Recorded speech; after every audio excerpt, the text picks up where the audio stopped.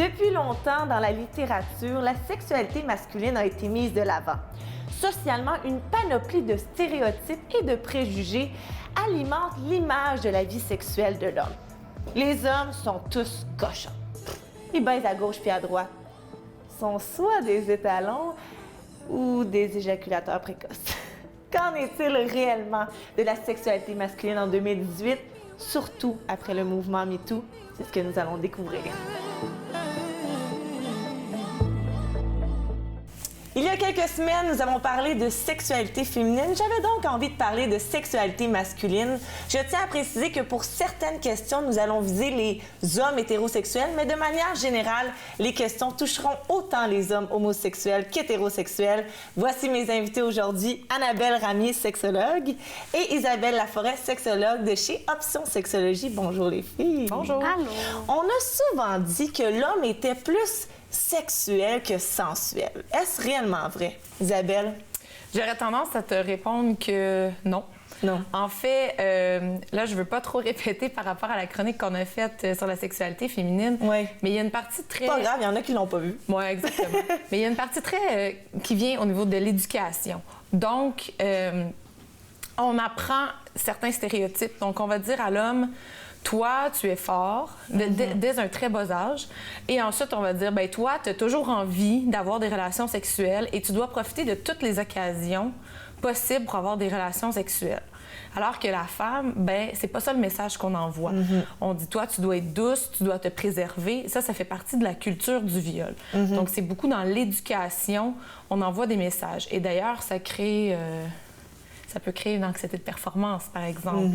Ça peut faire que des hommes vont avoir des relations sexuelles alors qu'ils n'ont pas envie. Par contre, j'aimerais quand même rapporter que la testostérone, qui est quand même l'hormone masculine, a un impact sur la libido. Donc, il faut quand même considérer ça.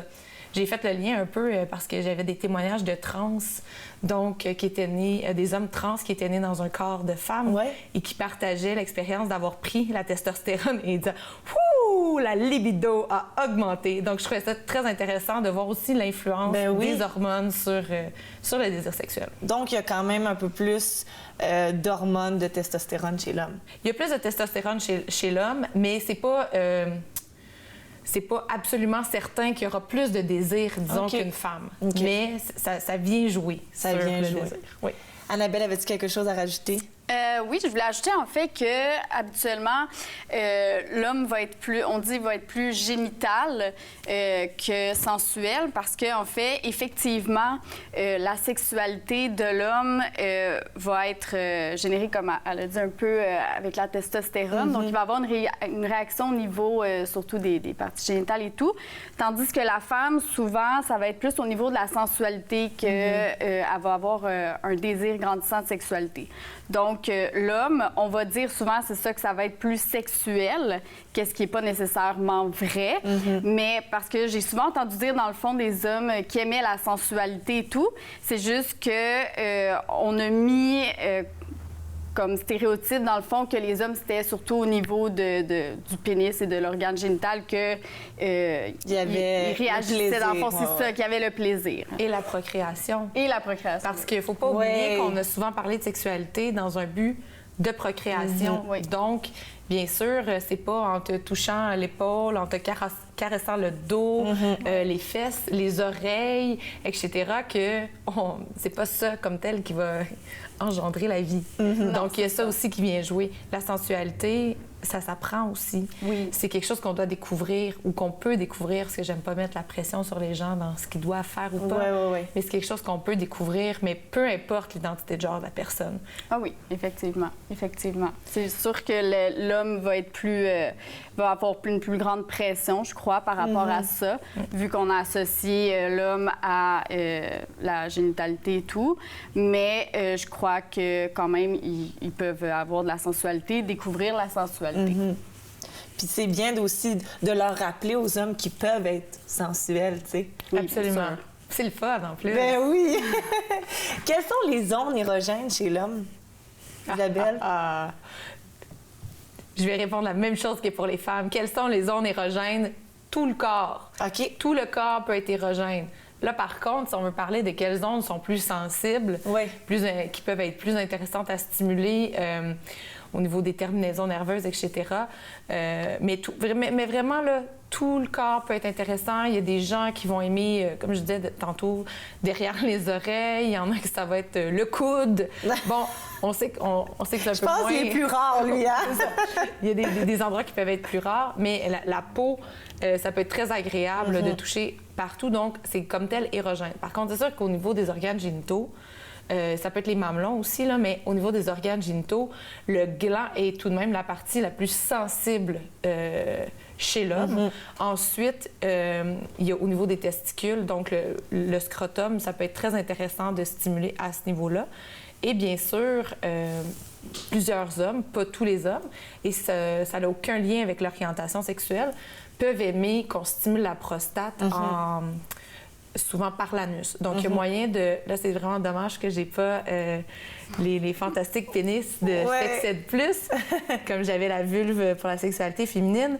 Mais on peut voir, donc il y a le scrotum, et ensuite, soit on peut peser un peu sous, juste après le scrotum, donc il y a le pénis ici, pour aller stimuler un peu, ou on peut aller stimuler par l'anus. Annabelle, avais-tu quelque chose à rajouter? Ou... non, c'est pas mal tout. En fait, c'est vraiment selon les préférences des gens. Ça peut varier dans le fond. Oui, effectivement. Oui, à part la base. Puis il y en a qui aiment la stimulation, comme je disais, de la prostate. Il y en a qui n'aiment pas ça. C'est sûr que dans les mentalités, c'est souvent associé... Puis je dis souvent, ça a été malheureusement associé à une sexualité seulement homosexuelle, alors que ce n'est pas le cas. Ça n'a aucun impact. Tu peux aimer toutes les stimulations possibles et inimaginables et ça n'a pas d'impact sur ton orientation sexuelle. L'orientation sexuelle, c'est vraiment vers qui tu es attiré. Donc, si je suis attirée envers les hommes, comme femme, bien, je suis hétéro. Comme femme, si je suis attirée envers les femmes, je vais être lesbienne. Si je suis attirée envers les deux, je serais bisexuelle, envers tout le monde, pansexuelle, etc. Selon certaines études, un homme sur 2 éjaculerait trop rapidement, mais à partir de quel moment parle-t-on d'éjaculation précoce? Annabelle? En fait, on va parler d'éjaculation précoce lorsque la personne va avoir un sentiment qu'elle a de la difficulté, dans le fond, qu'elle ne peut pas contrôler son éjaculation. Donc, il y a plusieurs types d'éjaculation précoce. Il y en a, en fait, dès qu'ils vont être excités, il peut avoir une éjaculation. Il y en a que c'est lorsque, dans le fond, il y a la pénétration.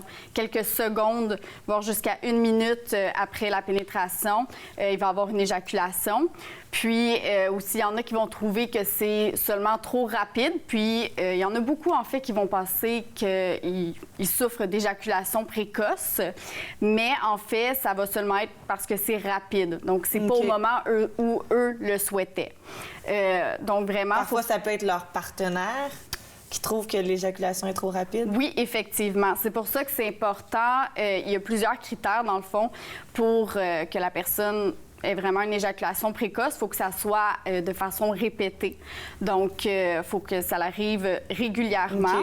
Puis, que la personne ait vraiment le sentiment qu'elle ne peut pas contrôler. Donc, elle a l'impression qu'à chaque fois, elle veut pas éjaculer à ce moment-là, puis ça l'arrive quand même. C'est sûr, il faut faire attention que le partenaire, des fois, exemple, la femme, elle va pas avoir son orgasme en même temps. C'est possible. Ça ne veut pas dire que l'éjaculation est précoce, par contre. Donc, c'est ça qu'il faut faire attention. Puis, souvent, ça va créer de la frustration, de l'anxiété chez l'homme. Donc, c'est vraiment 3 critères qui peuvent faire en sorte que c'est une éjaculation précoce.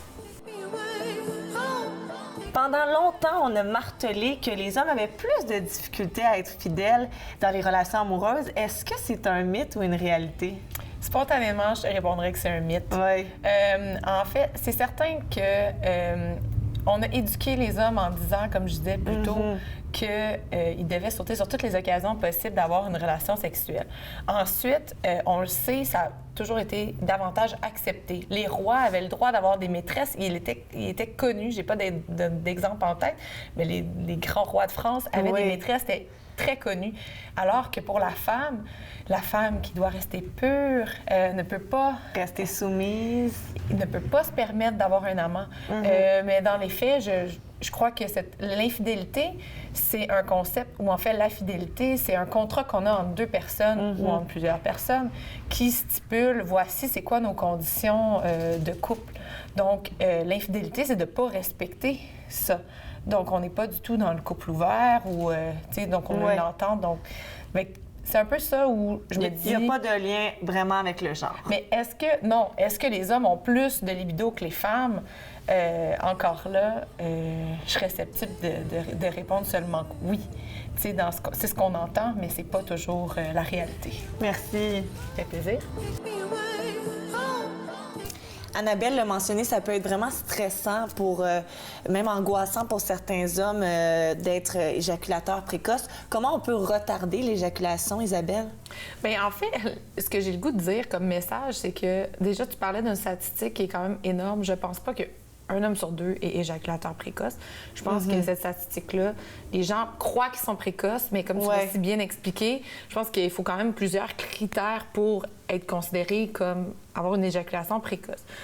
Donc déjà, pour retarder l'éjaculation, déjà, c'est d'apprendre son point de non-retour. Donc, premièrement, j'enlèverais un peu le stress.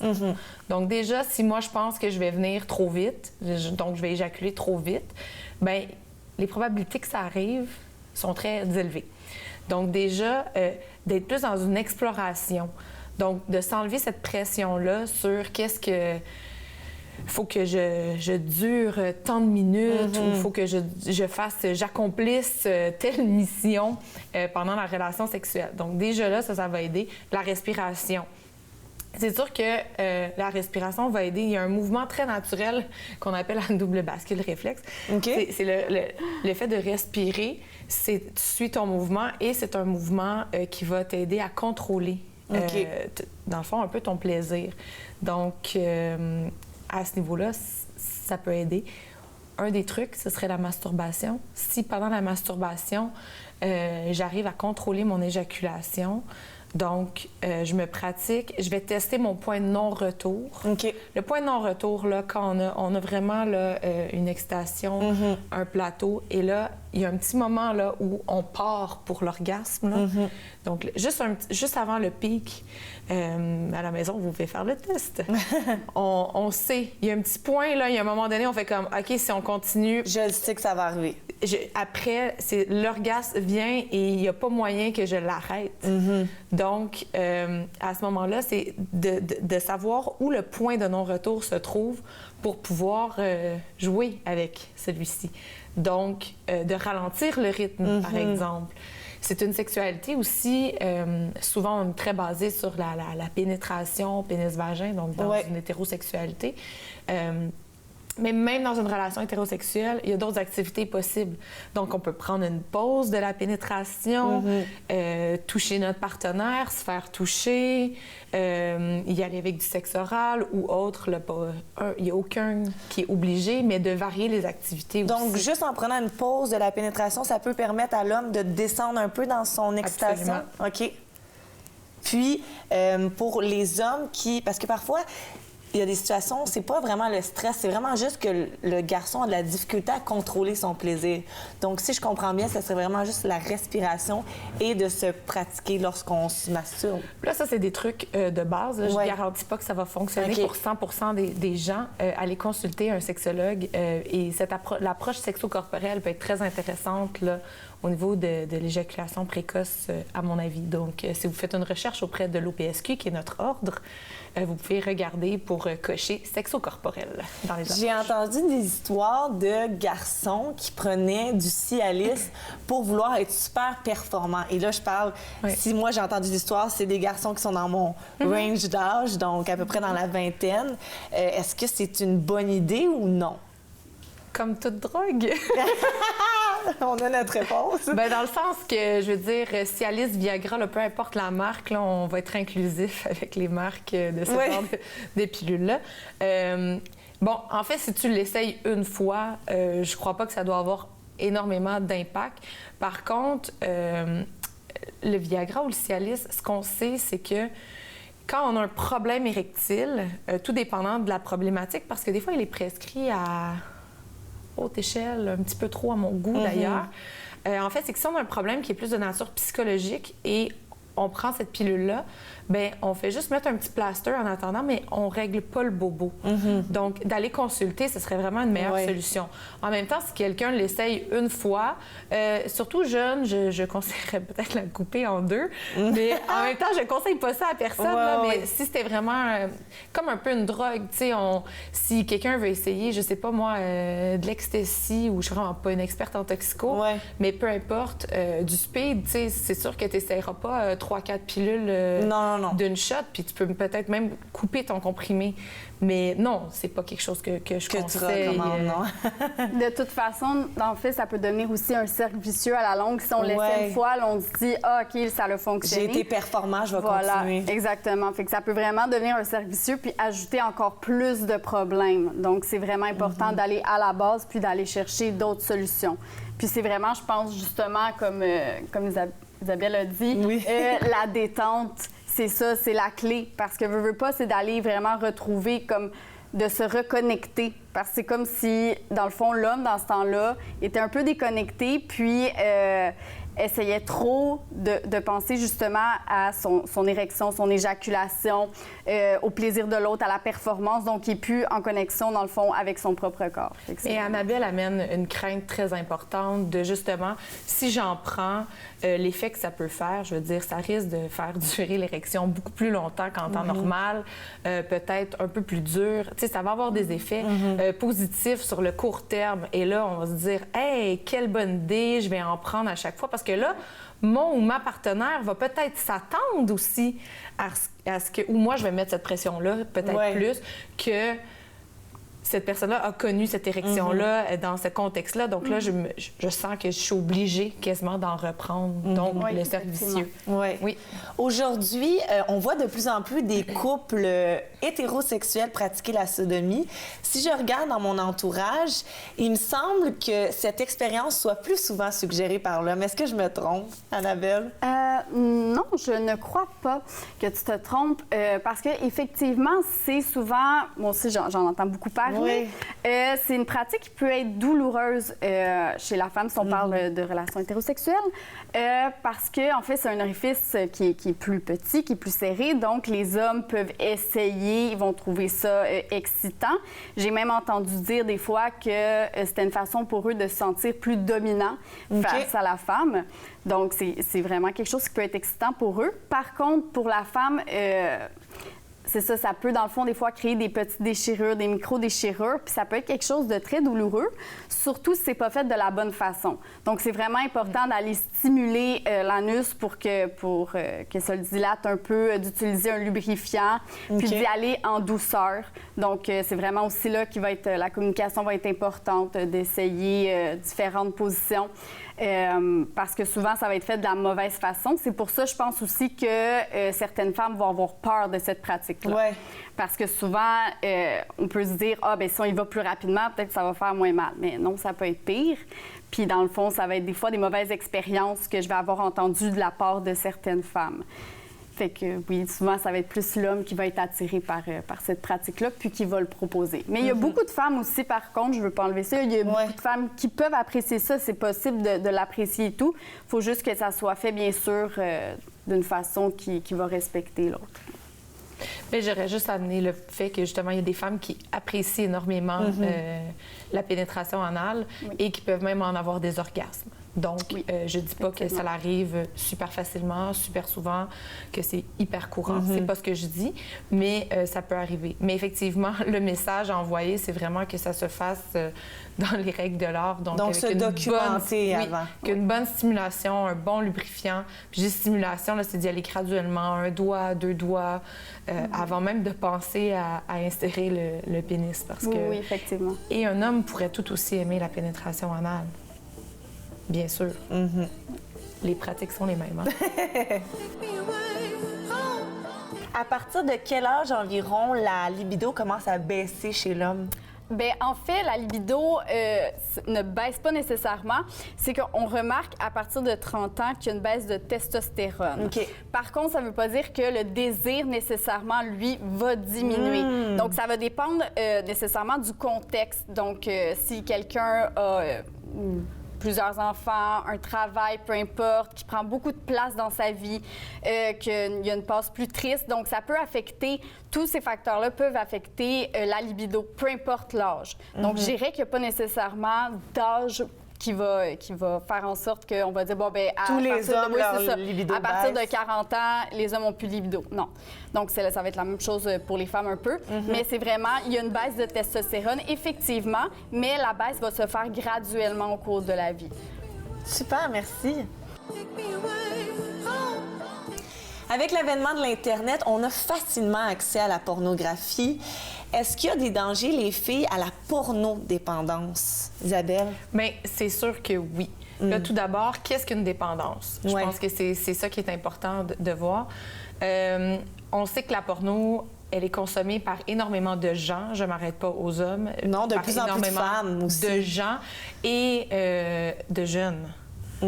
Et je vous dis, moi, je suis allée souvent dans des classes de secondaire 2 par les propos des jeunes. Je vous assure que c'est certain que c'est consommé entre autres. Donc, ça part jeune. On part secondaire 2, les jeunes ont 14 ans. Donc, c'est consommé. Là, maintenant, les dangers... En fait, la dépendance va faire que si je suis dépendant à quelque chose, tout comme l'alcool ou autre, en fait, c'est que je ne peux pas arrêter. Donc, si j'ai besoin de pornographie dans ma sexualité pour être stimulée, pour être excitée, donc là, ça commence à être problématique. Là, c'est sûr que ça peut être un support, ça peut être quelque chose de très... d'amener un petit plus dans la vie, hey chérie, ou bon, on se masturbe, peu importe, avec la pornographie. Je dis pas que c'est le diable, la pornographie. Par contre, effectivement, ça a énormément d'impact. Donc, est-ce que je suis capable d'avoir une excitation, d'avoir du plaisir sans pornographie? Ça, c'est une première question. Ensuite, si on répond non, c'est peut-être signe qu'on est pornodépendant. Ben c'est ça. Je recommanderais d'aller consulter. Ensuite, si on est capable d'avoir une sexualité avec son ou sa partenaire, ça aussi, s'il y a partenaire, là, ça va nous guider. Donc, si je suis pas en mesure d'avoir une sexualité avec mon partenaire ou ma partenaire, bien, ça vient me donner un autre petit signe. Et là, si ensuite, je suis pas capable d'aller au travail, d'aller à mes cours ou de faire les activités qui sont prévues dans ma journée parce que j'ai un besoin de consommer... regarder de la pornographie. Bien là, c'est un autre signe. Donc, allez consulter un fantastique sexologue, psychothérapeute. Isabelle, tu l'as dit, les jeunes consomment de la pornographie très tôt. Quels sont les impacts sur leur comportement sexuel? Mais en fait, c'est que la pornographie leur donne un modèle qui est très loin de la réalité. Donc, les jeunes croient qu'ils doivent atteindre ça. Et moi, quand je fais de l'éducation en sexualité auprès des jeunes, je leur dis, la porno, là, tout est plus. L'érection est plus dure, le pénis est plus gros, l'éjaculation va plus loin, féminine ou masculine, les ongles sont toujours plus longs, l'orgasme, la jouissance est toujours plus. Donc déjà, ça donne un modèle qui est complètement erroné de la réalité, qui peut être violent. Donc, effectivement, ça donne un modèle. Donc, moi, je dois te prendre par les cheveux pour que tu aimes ça. Je dois te donner une petite tape sur la vulve pour que tu aimes ça ou sur les fesses, ou etc. Alors que c'est des comportements qui sont pas du tout dans l'exploration.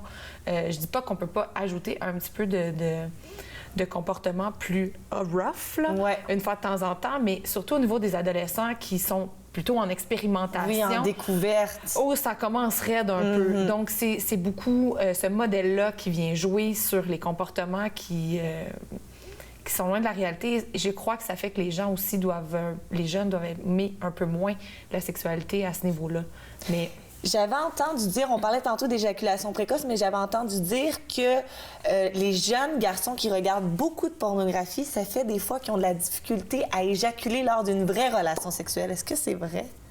Annabelle?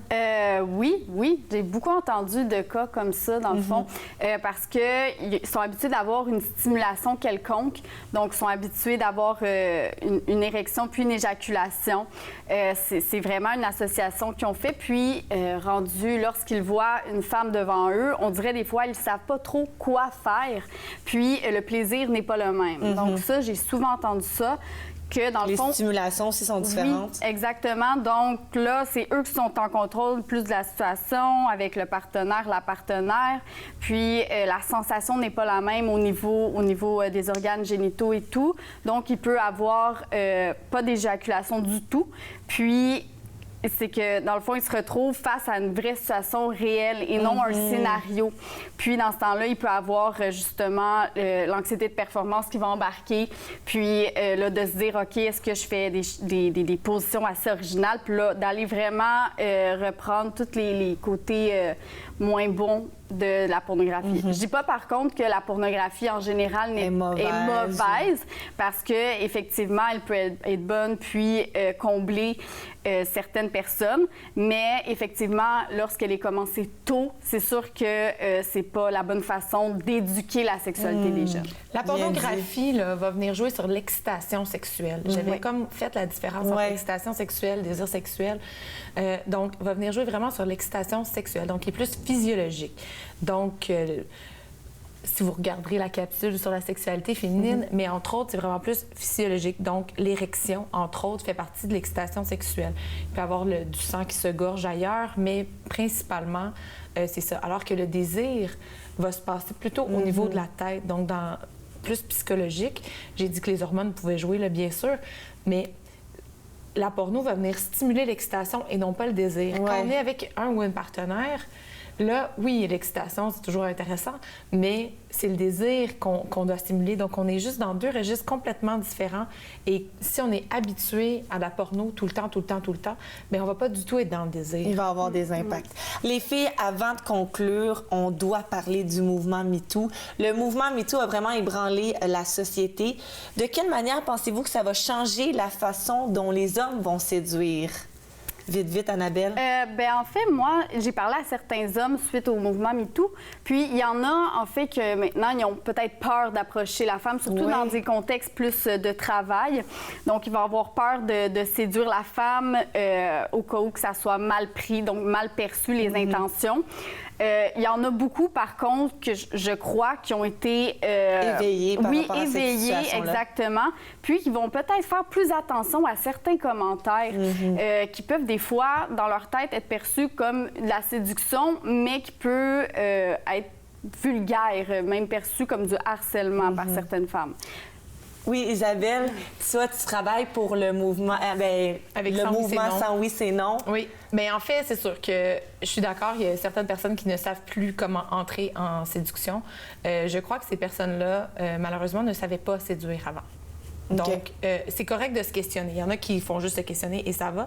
Mais déjà, quand on aborde quelqu'un avec respect, ça part bien. Donc, si je te rencontre et je te dis bonjour, hein, déjà, on est dans la base. Si je te dis bonjour, tu as vraiment un beau cul, on est déjà ailleurs. Donc, désolée pour mes gros mots, mais c'est vraiment une question de consentement, de réciprocité. Donc, si on est dans la séduction, il y a une réciprocité. Donc, je t'invite en quelque part, tu acceptes, tu refuses, j'accepte ta réponse. Le refus aussi, oui. Le refus aussi. Et donc, par respect, réciprocité et consentement. Donc, j'écoute ta réponse. C'est pas mal ça, les Trois mots. éléments vraiment importants. Merci beaucoup, les filles. Annabelle Ramier, Isabelle Laforêt, deux sexologues très intéressantes. Et merci d'avoir jeté avec moi un regard sur la sexualité masculine. Merci. Merci. En conclusion, les hommes sont vraiment tous cochons. Ben non, je blague. Ce que je retiens, c'est que l'image sexuelle de l'homme a été fortement ancrée dans les mentalités. Mais comme toute chose, l'homme a évolué. Le mouvement MeToo a certainement généré une prise de conscience collective et on va sûrement voir des changements dans l'approche sexuelle et amoureuse de l'homme. On se voit la semaine prochaine.